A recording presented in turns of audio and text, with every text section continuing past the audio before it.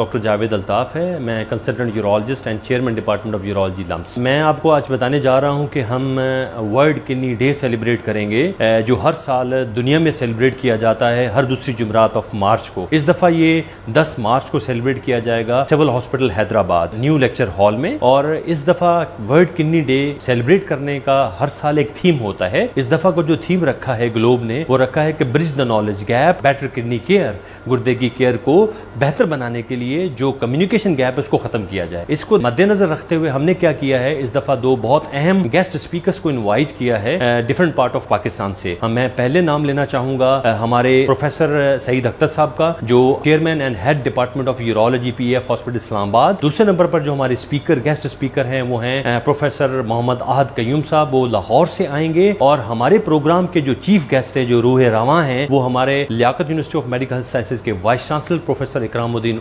हमारे हॉस्पिटल के medical superintendent doctor Mubashar Kolachi, मेरे ब्रदर मिस्टर अब्दुल सत्तार जतोई, जिनकी काविशों से डिपार्टमेंट ऑफ यूरोलॉजी दिन ब दिन तरक्की करता चला जा रहा है। We are going to celebrate this kidney day.